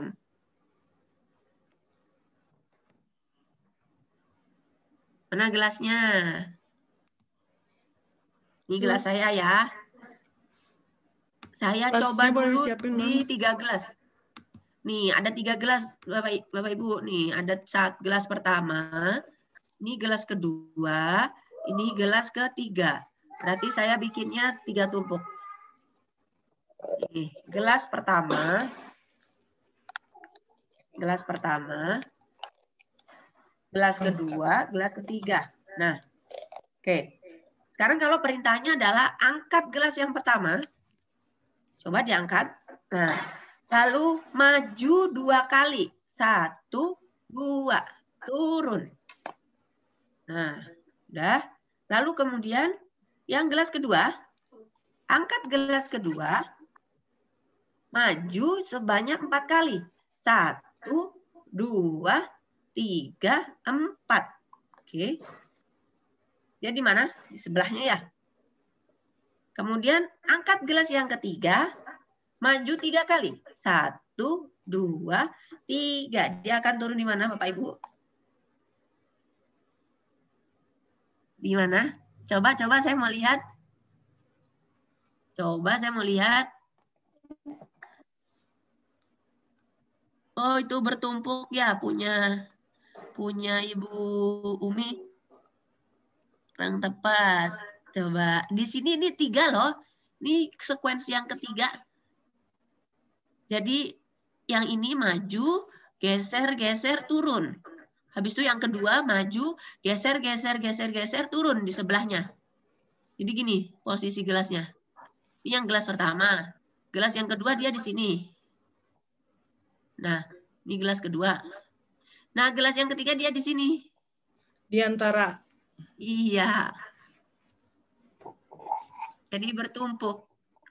Nah, ini anak-anak udah bisa diajak main nih kayak gini nih. Nah, saya play ya. Kalau teman saya kemarin dia nggak mau susah pakai kertas, di tackle aja mainnya di keramik. Jadi langsung keramiknya dicoret-coret. Nih, Bapak Ibu perhatikan ya, ini saya hapus dulu.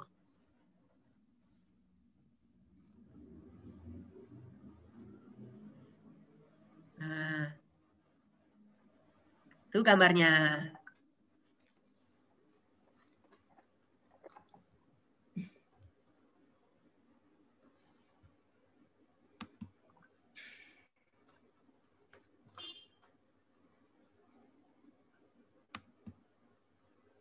Nah, ini tadi kodenya. Angkat gelas, geser ke kanan, drop.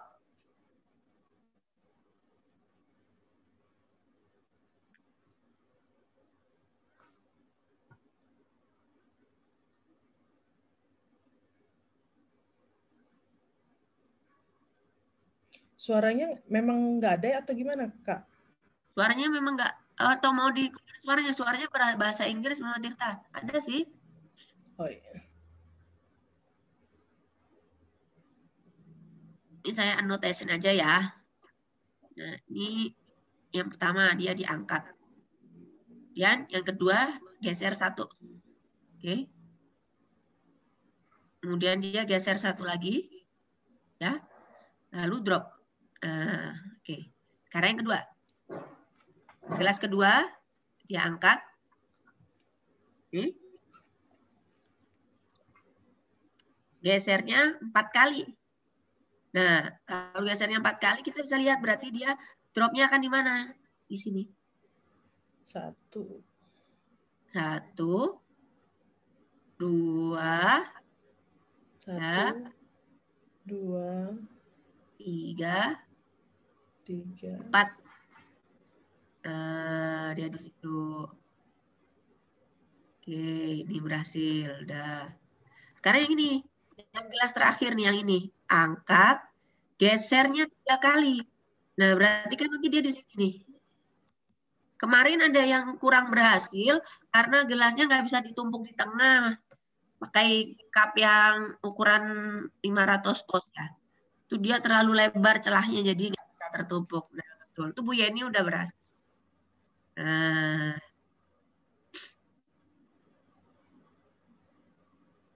Seperti itu. Nah, nanti cara bermainnya bagaimana? Kalau anak-anak biasanya dikasih aja ininya dulu kodenya. Jadi ibu-ibunya atau mominya yang jadi programmernya dulu. Di programmernya dulu, nanti anak-anak yang bagian robotnya. Dia yang bagian robotic friends-nya. Dia bakal coba maju, drop. Maju, drop. Gitu. Sambil bersuara biasanya lebih seru. Nggak berhasil. Ya, untuk yang cup. Oke, sampai sini ada yang masih bingung? Bisa juga dimiring-miringin gelasnya. Nih, saya kasih contoh yang nomor 2 ya. Nah, nih. Kalau yang nomor 2 belum miring gelasnya, tapi gelasnya sekarang ada 5. Oh, ada 4, ditambah 4. Nah, jadi akan ada gelas pertama, gelas kedua, gelas ketiga, gelas keempat. Ini gelas pertama, kedua, ketiga, dan ini keempat. Gitu.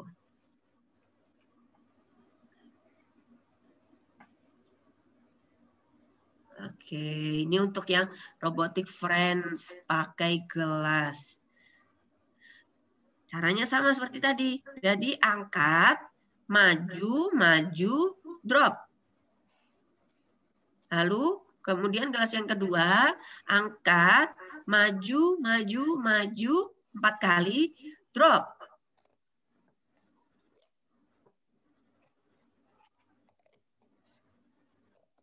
Ini Giska udah mulai belajar nih sama mamanya. Mulai main, bukan belajar, main. Ini sampai saya lihat ya.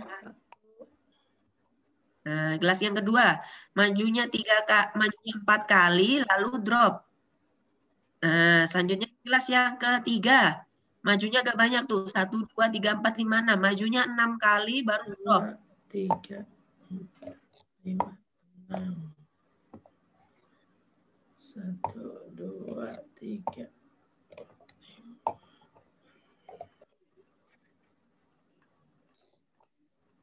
5 ya majunya. Nah, yang keempat, majunya 5 kali, terus dia di drop. Jadi dia di atasnya nanti. 1.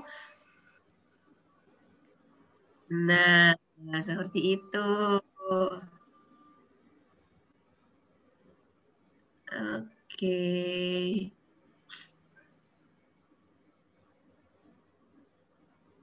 Jadi gampang ya Bapak Ibu sekalian, programnya cuma maju, hadap ke angkat gelas, lalu kemudian maju ke kanan, maju ke kiri. Maju ke kiri itu biasanya dipakai kalau ternyata salah. Salah. Jadi habis maju terus mau balik lagi ke titik sebelumnya. Nah, itu pakai yang mundur ke kiri. Lalu kemudian drop, geser ke kanan 90 derajat. Nanti gelasnya itu kalau ke kanan 90 derajat itu berarti dia miring gini. Gini. Nah, ini ke kanan 90 derajat berarti dia saya ke mirror nih, ke mirror ininya videonya bentar. Mana ya? Bisa di-set.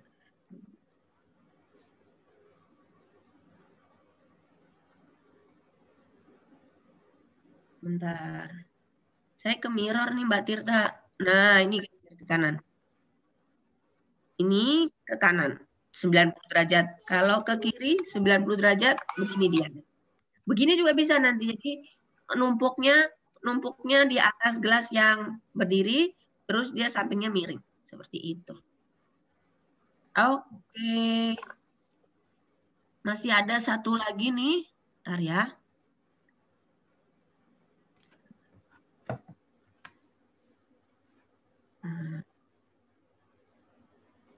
Nah, ini yang paper pixel. Nanti bisa dicoba nih sama anak-anak di rumah. Boleh nanti kertas origaminya dipotong-potong-potong, kotak-kotak kecil. Nih, lalu kemudian nanti siapkan kertas putih yang juga ada potongannya.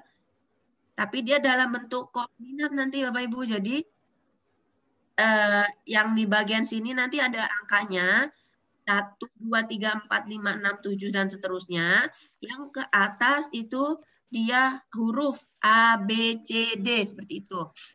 Nanti boleh dibantu fotoin ya Mbak Tirta. Saya lupa nih kasih yang gridnya untuk yang putihnya. Oke Mbak. Nanti Bapak Ibu coba nih kertas yang boleh diganti. Misalnya ini nggak yellow ya, hijau gitu. Atau yang ini merah, bebas. Tapi coba diikutin ini. Instruksinya. Nanti akan membentuk apa? Ini unplug juga. Cuman ini mungkin untuk yang anak lebih gede ya, jadi sekitar 6 tahunan.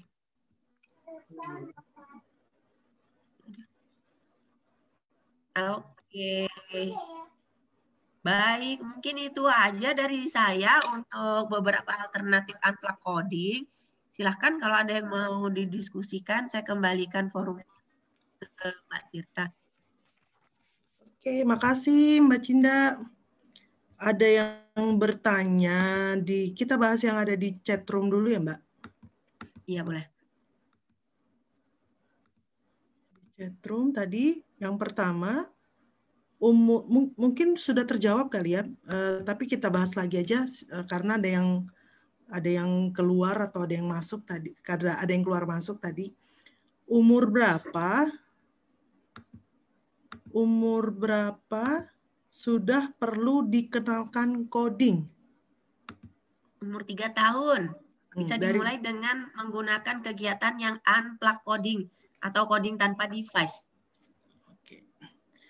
Jadi sudah bisa ya, Mam, anak-anak usia dini dari 3 tahun kita kenalkan dengan coding dan dimulai mengajarkannya dengan mengenalkan unplug coding. Jadi pertanyaan dari Mbak Isna sudah terjawab ya.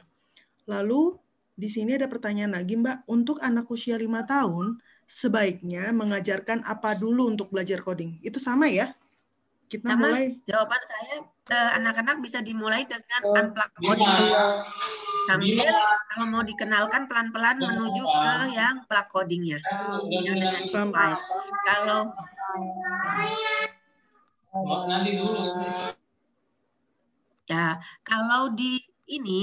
Kalau dikenalkan dengan yang plug coding, kalau yang 5 tahun bisa pakai Scratch JR, Bun. Atau code.org itu cukup membantu. Belum nanti dia masuk ke yang lebih rumit, yang dengan Scratch Junior. Tuh, ada nggak lagi mau nonton? Oke. Sampai semua. Ada yang mau bertanya langsung, Mam? Ini ada Bunda Nina, sebentar. Untuk mengajarkan ke anak gambar gelasnya jangan dikasih tahu ya. Ada 2 cara, Bun. Tahapannya yang pertama, anak bertindak sebagai robot. Jadi as a programmernya Bunda yang bikin rutenya, nanti anak yang akan menjalankan. Lalu kemudian cek, nah gambarnya Bunda nih, kunci jawabannya sama nih sama yang kamu buat. Jadi kamu berhasil. Kalau dia udah lancar bermainnya, maksudnya udah paham gitu, mulai dibalik nanti. Ayo coba kamu yang jadi programmernya, Bunda jadi robotnya. Nah, akan lebih susah tahapannya untuk dia jadi programmer. Karena kan dia harus nyusun angkat, tulis, angkat tuh gimana kodenya. Lalu kemudian geser ke kanan gimana. Lalu kemudian drop. Nah, kayak gitu. Jadi tahapan yang pertama anak as a robotnya dulu. Jadi anak yang mempraktikkan dulu. Kemudian yang tahap kedua baru nanti dia yang akan bertindak sebagai programmer, Bunda yang akan ditantang sama anak untuk jadi robotnya, gitu. Oke, ada yang mau bertanya langsung, Mam? Ini ada dari Mbak Bunda Dea ya. Ternyata ini tuh dalam kehidupan sehari-hari ada banget. Iya betul. Jadi sebetulnya algoritma itu ada dalam kehidupan sehari-hari, Bun. Lalu kemudian kita mengenal pattern yang ada di computation thinking itu ada 4 ya. Dekomposisi, jadi menyederhanakan permasalahan. Lalu yang kedua itu adalah pattern, jadi matching pattern, mengenalkan pattern kepada anak. Yang ketiga itu nanti dia masuk ke yang algoritma ini. Kemudian yang keempat adalah abstraksi. Nah, jadi ada empat hal yang bisa kita latih atau kita stimulan untuk anak-anak. Tuh. Ini Mbak, ada komunitas khusus anak-anak yang belajar coding? Oh iya, kami di Kokaro Sangatta ada komunitasnya untuk anak-anak belajar coding. Terbuka untuk usia 4 tahun, kayaknya paling kecil, sampai ada yang sekitar 16-17 tahun, yang gede-gede. Tadi yang ada minta diulang, Mbak, empat hal yang tadi competition. Ya. Dan sebelum saya ulang 4 hal, ini saatnya bermain unplug coding di rumah bersama Ananda. Ini challenge-nya ya Bunda Tirta. Mbak Tirta nanti teman-teman boleh ikutan challenge-nya. Insya Allah akan ada free class coding for kids untuk parents-nya. Untuk 3 parents. Nanti akan saya bantu parents-nya untuk mengajarkan ke anak-anak menggunakan coding plug yang dengan device. Challenge-nya dari hari ini sampai akhir Januari ya, Mams? Nah, ini. Baik, yang 4 hal ini tadi computation thinking. Jadi computation thinking itu adalah cara berpikir untuk menguraikan masalah dan membuat solusi yang bisa diimplementasikan dengan komputer. Nah, kalau di CAS, di Curriculum for Computer Science, dia adalah proses recognizing aspek dari komputer terhadap lingkungan sekitarnya untuk mengaplikasikan tool teknik dari komputer sehingga bisa dipahami prosesnya seperti itu. Nah, dia ini terdiri dari 4 hal nih. Ada dekomposisi, lalu yang kedua adalah pengenalan pola, jadi matching pattern, yang ketiga ada abstraksi, dan yang keempat adalah algoritma. Nah, yang pertama nih contohnya kayak memecahkan masalah besar menjadi bagian-bagian kecil. Ini di sini saya kasih contoh nih dekomposisinya. Jadi misalnya ada sebuah kastil nih. Anak kita ajak untuk membuat kastil dari mulai yang paling sederhana, belum seperti ini. Nah, kira-kira gimana caranya? Apa yang harus kamu dekomposisikan atau kamu bagi partnya menjadi bagian yang kecil-kecil. Bisa pertama aku bikin dulu aja nih bulatannya. Lalu kedua nih aku bikin dulu tutupnya. Kemudian baru aku bikin desain kartonnya kayak gitu. Sehingga nanti dari part yang kecil-kecil itu bisa menjadi sebuah kastil yang besar. Oh, contoh gampangnya gini. Pernah nggak Bunda dapat tugas dari sekolah itu tugas kelompok untuk anak-anak? Mungkin waktu pandemi udah nggak ada ya tugas kelompok ya? Udah nggak ada. Nggak ada. Iya. Kalau biasanya masuk sekolah kan ada kayak tugas kelompok tuh, bikin apa misalnya, bikin prakarya apa. Nah karena prakaryanya itu suatu yang gede, itu makanya kan akhirnya terdiri dari 4 orang. Nah 4 orang nih bakalan punya project masing-masing. Si A kamu bagian ini, si B kamu bagian ini, si C kamu bagian ini, si D kamu bagian ini. Berarti itu adalah proses untuk mendekomposisikan permasalahan yang gede tadi itu jadi part yang kecil-kecil lalu digabungkan. Gitu. Nah, kalau pattern matching tuh nanti seperti apa? Pattern matching itu di sini saya kasih contohnya misalnya nih, ada scorpion, spider, web spider, sama ticks. Pertanyaannya, which of these things do they have in common? Tuh, silakan nanti Bunda cari pattern matching-nya apa. Kemudian yang kedua, kalau ada dragonfly, bee, mosquito, sama apa? Beetle. Pattern-nya apa yang sama? Misalnya, saya kasih bocoran ya di sini. Punya 8 kaki. Nah, 1, 2, 3, 4. Ada 8 kaki. Ini juga Spider juga punya 8 kaki. Whip spider-nya juga punya 8 kaki. Tick-nya juga punya 8 kaki. Terus, apalagi yang dia punya?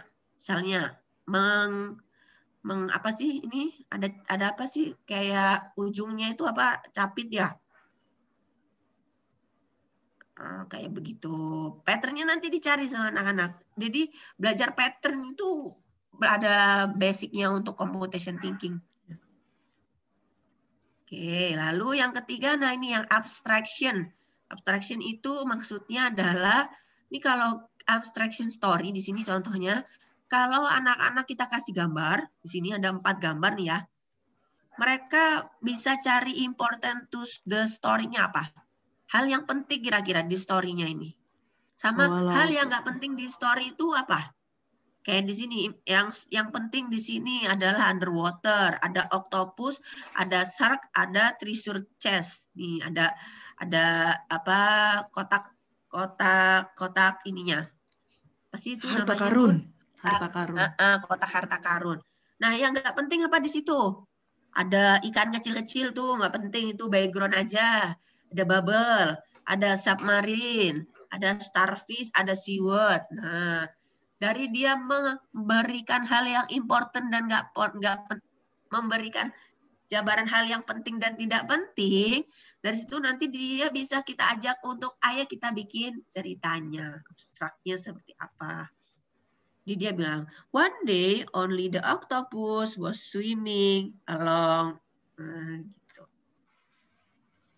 Nanti bisa dicoba dengan banyak sekali stimulan yang bisa Bunda kerjakan sama anak-anak di rumah. Yang keempat nih, algoritma bisa begini juga kalau mau lebih real ya. Jadi kita buat algoritmanya dulu, kita susun contohnya kalau ini mau bikin ini nih, gelang panjang nih, pakai kertas berwarna-warni. Nah, algoritmanya udah kita siapin, lalu ajak anak-anak untuk pertama kamu gunting ya, ukurannya sekian. Lalu kemudian bikin lingkaran, ujungnya dilem. Ulang sebanyak 15 kali sambil berhitung. 1, 2, sampai nanti kalau udah 15, kita hitung udah 15 belum ya? Nah, kayak gitu. Ini algoritma. Oke, mungkin itu aja sih. Ini di yang slide ini untuk kompetisinya. Kalau anak-anak mulai mau dikenalkan bisa start Bebras, di ya? usia 7 tahun. Ini Babras Indonesia. Jadi belajar computation thinking sekarang di Indonesia udah ada wadahnya, yaitu Bebras. Nah, contoh soalnya lebih mirip ke tes potensi akademik kalau untuk zaman-zaman kita dulu mau masuk kuliah atau mau daftar CPNS gitu kan. Nah, itu tesnya tes potensi akademik. Ternyata dia masuknya adalah ke computation thinking. Nah, ini kemarin teman-teman Kokaro Sangatta yang dapat juara 1 dari perolehan nilai tertinggi dari kategori si kecil sama siaga. Alhamdulillah dari kategori si kecil ada 3 dari Kokaro Sangatta dari 6 anak. Yang kategori siaganya ketiganya dari Kokaro Sangatta, ini yang agak besar usianya. Yang ada lagi yang atasnya siaga itu penggalang kalau saya nggak salah. Ya. Gitu. Mulai dari 7 tahun ya Kak ya? Iya, mulai dari 7 tahun. Creativity-nya kalau di coding nih bisa dikorelasikan dengan metode yang tadi learn early, learn in fun way, learn to be maker dalam mendampingi anak-anak bermain dan belajar coding. Sehingga mereka akan terbiasa untuk menuangkan ide dan gagasannya, begitu Bun. Oke, udah nih terakhir nih dari slide saya. Ini ada pertanyaan nih, Kak Cinda. Ini berarti mamanya harus ngerti coding dulu ya? Kayaknya sekarang nih para mama lagi panas nih ya, ngebul kayaknya otaknya. Karena informasinya padat banget. Jadi agak kesulitan juga buat yang agak lemot kayak saya. Intinya mesti semangat. Mamanya nggak perlu ngerti coding, belajar aja bareng sama anak-anak, dampingi anak-anak ketika mereka mau belajar. Iya. Dari situ nanti insya Allah mamanya akan dapat insight juga untuk belajar. Yes, betul. Dari Mbak Gwen. Halo Mbak Gwen, lama kita tidak bertemu. Apakah perbedaan mendasar antara kelas coding dan robotik ya Mbak Cinda? Kalau coding itu sedikit berbeda pendekatannya, karena kalau robotik akan ada di 3 part, yaitu mekanik, lalu kemudian baru dia masuk ke dalam programmingnya, jadi desain, mekanik, dan programming, seperti itu. Sementara kalau coding ini lebih ke kerangka berpikirnya, jadi computation thinking-nya, critical thinking-nya. Nah, ya nanti kalau udah berjalan, kalau robotiknya anak biasanya kalau anak prasekolah atau usia dini lebih sukanya ke mekanik ya, kayak susun Lego kayak gitu. Nah, itu kita dikenalkan mulai ke situ arah robotiknya. Terus pola pattern itu bisa juga menggunakan Lego. Ayo bikin ini, bikin itu kayak gitu. Jadi perbedaan mendasarnya agak berbeda pendekatannya dengan coding dan robotik. Jadi memang berbeda gitu. Perbedaan mendasarnya ya karena memang nggak sama. Hanya nanti kelanjutannya dari robotik itu dia bisa masuk ke membuat robot yang dengan coding. Mohon maaf. Pemrograman robotiknya ya Mbak Cinda ya? Jadi yang lebih awal memang sebaiknya ke codingnya dulu sambil robotiknya belajar pakai Lego untuk pola matching, mekanik, pattern kayak gitu. Ada yang Mbak Gwen gimana? Masih ada yang mau ditanyakan, Mbak? Cukup sih, terima kasih ya sebelumnya Mbak Cinda dan Mbak Tirta. Hari ini benar-benar banyak sekali informasinya yang didapat. Sama-sama. Dari Mbak Putri, apakah nanti materi ini akan di-share sama, sama Mbak Cina? Oke. Nanti di-share ya, Mbak? Akan di-share. Lalu, betul, saya kira ini seperti aktivitas untuk anak-anakku dari Mbak Dea. Udah ajak anak bawa kertas origami dan gelas, ternyata ini materi daging untuk ibunya. Seru sekali, Mbak. Saya sampai mengungsikan anak-anakku biar nggak diganggu. Jadi sebenarnya coding itu udah ada ya. Udah kita lakukan sehari-hari malah ya. Cuman kitanya nggak sadar kalau kita menggunakan coding tersebut gitu ya. Ada lagi, Mam? Oh, tadi ada gimana caranya masuk ke komunitas anak-anak coding. Mungkin ini ya, DM IG-nya ya? Ya, biasanya oprek itu setelah ada kegiatan free class. Jadi mesti ikut free class-nya dulu, baru bisa join ke community-nya gitu. Nanti boleh dicek-cek, Mom, di IG-nya Kokaro Sangatta. IG-nya Kokaro Sangatta ini ya. Ada ya, lagi. Terima kasih. Iya, ini kita lagi ada challenge buat anak-anak nih, bikin project tentang COVID-19. Boleh pakai augmented reality, boleh pakai coding Scratch, boleh pakai Scratch JR, boleh pakai Tinker, bebas. Anak-anak bisa berkreasi. Oke, boleh silakan nanti di-follow IG Kokaro Sangattanya jika memang dirasa ingin bergabung ke klub coding. Ini anak saya udah wis gitu katanya. Sulit. Gimana Mbak? Kedengarannya sulit. Tantangannya kok sulit banget. Ada apa? VR, AR. Challenge yang Kokaro Sangatta adakan ya. Iya. Itu memang challenge yang Sangatta adakan untuk itu untuk murid-muridnya Kokaro ya, Kak Cinda ya. Iya, betul. Tadinya, tapi bisa terbuka buat umum yang memang sudah belajar coding sebelumnya. Gitu. Nah, di sini kayaknya kan yang hari ada contoh itu enggak contoh karyanya anak-anak yang udah beberapa bulan expert belajar coding itu, terus mereka bisa make apa gitu, bisa bikin apa gitu, bisa kasih contoh project-project sederhananya enggak karyanya. Banyak.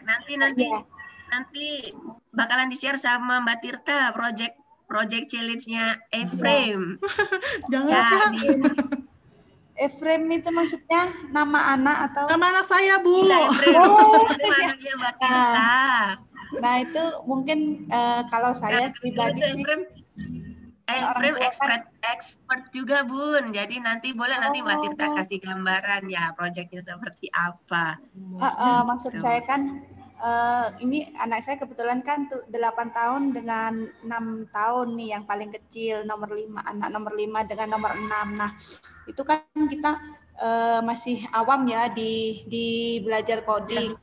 Itu kira-kira goal terdekatnya itu bisa ngapain sih gitu. Jadi biar ada gambaran gitu. Bisa bikin apa sih goal terdekatnya. Nah, itu yang kita butuh gambaran untuk supaya bisa memotivasi anaknya. Kalau tadi di video yang bikin mesin untuk petik apel, bikin ini, nah itu kan rasanya aduh gitu, rasanya kok masih terlalu ini ya untuk bayangin untuk anaknya, apalagi tadi sama saya juga katanya ibu yang di chat tadi masih awam banget gitu tentang coding gitu. Jadi butuh contoh goal-goal yang sederhana, jadi biar termotivasi juga anaknya bikin yang simple gitu. Oh iya. Cari ya di video ya. Ya. Terima kasih banyak ya. Iya, Bu. Wes. Tunggu bentar lagi ya. Nah, ini nih project-projectnya anak-anak. Beberapa contohnya. Nah, banyak.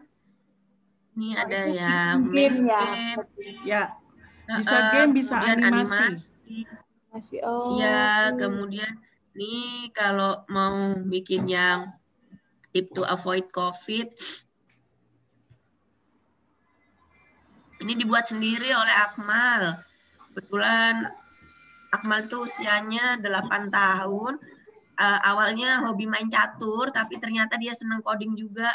Dan ternyata ada korelasinya nih kalau anak belajar catur atau olahraga yang logik, pakai logika gitu, ternyata dia cepet banget untuk menyerap materi dan bikin step by step dari projectnya itu kayak word gitu saya ngerasanya.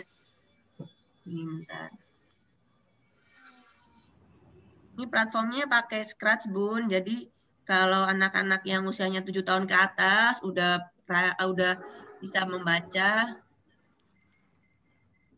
Oh iya.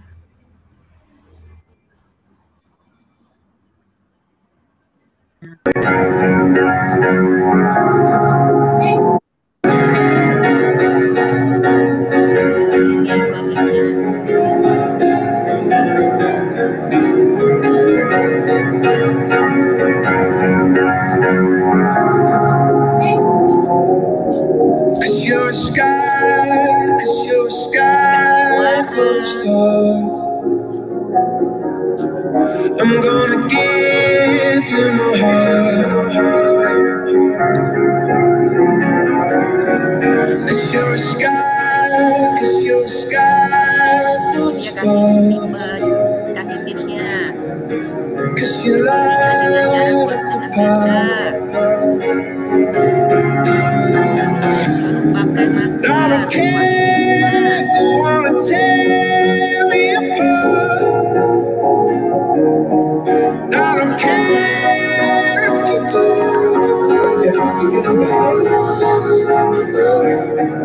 Cause in the sky.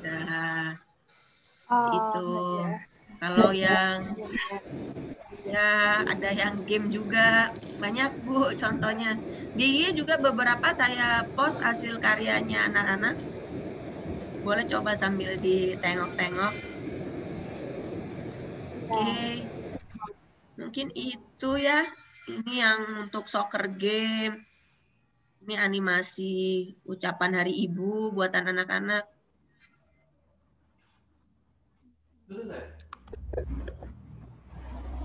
Jadi apa aja yang bisa dibuat itu tak terbatas. Oh, itu bisa bisa dibuat nanti outputnya. Bisa dilihat ya? Bisa dilihat di web Scratch-nya tadi. Oh iya, bisa. Bisa dilihat di web Scratch-nya, ya. Karyanya orang seluruh dunia malahan, Bun, kalau dilihat di web Scratch-nya. Oh, oke. Ya, siap. Nanti lihat-lihat. Seru, menarik. Terima kasih. Ya, sama-sama. Baik, mungkin itu aja dari saya, Mbak Tirta dan Bunda sekalian.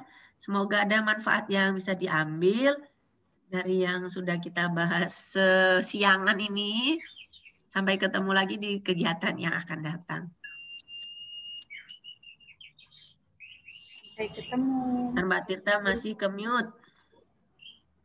Mbak Tirtanya masih ke mute. Makasih Mbak Cinda buat sharing session hari ini. Jadi kesimpulannya ya, Mam, kita tuh nggak bisa menutup mata sama perkembangan teknologi saat ini.